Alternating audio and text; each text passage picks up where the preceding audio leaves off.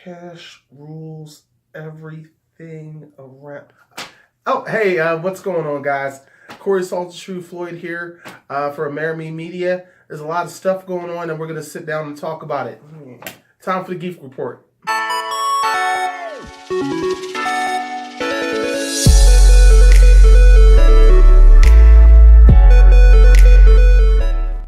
Okay, first and foremost, EA stock this week dropped 40%. Finally, the money is starting to matter. EA as a whole has sucked for the last 8 years. It's actually been ranked 4 times as one of the worst corporations in America. Let's run down why we're at this point. The last EA press conference was an absolute failure. Let's not forget about the Command & Conquer mobile game. They've recently just announced that they're bringing back some of the older Command & Conquer titles without microtransactions. Speaking of microtransactions, another reason they're at this point, the microtransaction controversy that surrounded Star Wars Battlefront 2, which was such a pivotal issue to the point that now the laws have actually stepped in and got rid of the way they had it set up. And now they're not even going to be making any more Star Wars games. Disney's not playing with them anymore. Again, loot boxes became another issue in their FIFA soccer game series. Also, a really horrible, bad marketing campaign for Battlefield 5.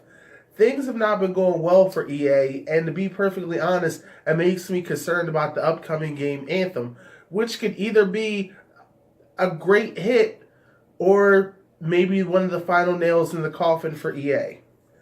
A bunch of movie trailers dropped out this week. Dumbo, the live-action Dumbo movie, another live-action adaptation of another Disney film.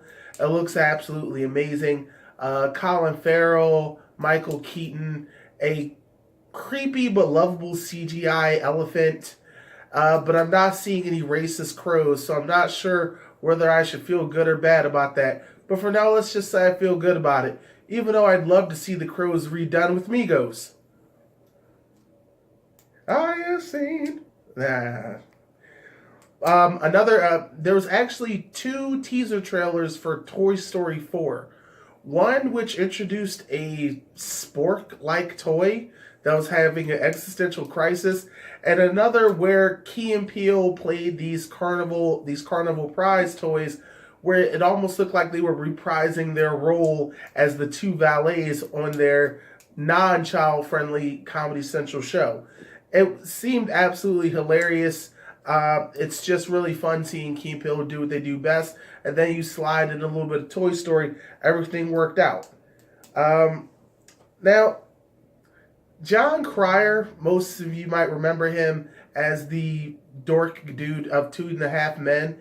Well, on the CW Superwoman, he's now going to be playing Lex Luthor, which I find kind of weird. I think it's because I've seen him as such a spineless individual as one character for over 8 years. But so far, so good. If you're a fan of the Superwoman show, please let me know. Because I could live with it or live without it. But it's not horrible. Bryan Cranston, most of you know him as Hal from Malcolm in the Middle, or as Walter White from Breaking Bad, obviously. He's already thrown his hat in the ring to play Stan Lee in a biopic. Now, mind you, nothing's actually been announced, but let's be honest, it's going to happen. Next thing you know, 2 years from now, he's probably going to be up for an Oscar for it. You never know.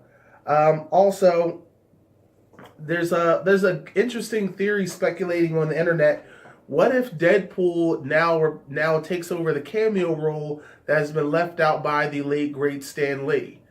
Now, we all know that the rated R superstar Deadpool doesn't really mesh in with Disney's happy-go-lucky Marvel Universe, despite the snap.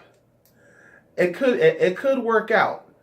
I'm pretty sure Ryan Reynolds is down with it, and it's not like Disney strapped for cash. What do you guys think? Now, over the weekend, the Video Game Awards did go down, and the ultimate game of the year was Fortnite. Yeah. Not your well story driven Red Dead Redemption, not your perfect comeback to form Spider-Man game, not even Daddy and Son's quest of God of War 4. Fortnite. Let's be perfectly honest, this Video Game Awards show was clearly just following the money. Fortnite does have some sort of weird story that we're slowly learning more about over time. But to be honest, this award show was clearly just following the money because literally, Fortnite on the financial side has been an absolute powerhouse. Now, while I'm on Fortnite, the rap artist 2 Millie, whose dance is seen as one of the dancing emotes on Fortnite, is trying to file a class action lawsuit over the fact that they're using his dance and charging for it. Now, this sounds like a really good idea. There are a lot of dances on this game that have been renamed and rebranded and now are just synonymous with Fortnite. And he wants to get paid. I feel you. Only problem is, after looking it up, there literally is no copyright on dance moves. So I'm not exactly sure how that's going to work out for him, but I'm just telling you the legal deets.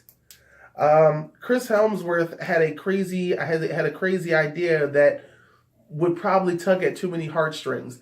He thought that there should be a memorial service for Stan Lee where everyone comes in their MCU attire, which I believe is a awesome, beautiful, and heart-crushing sentiment. I don't think I could actually watch that. It'd probably get a little too emotional. But on that note, again, we had this. Stan Lee was laid to rest on November 16th. It was a small private ceremony, as requested by Lee himself. He did not want a large spectacle. That is the Geek Report. What do you agree with? What do you disagree with? What are you going to have a dispute about? I'm always here for the comment section. Check it out down below. Also, it's going to be a link to our latest podcast, which covers the ups and downs of Stan Lee.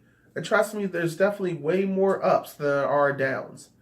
This is Corey Salty True Floyd for Amerime Media. That's the Geek Report. Subscribe.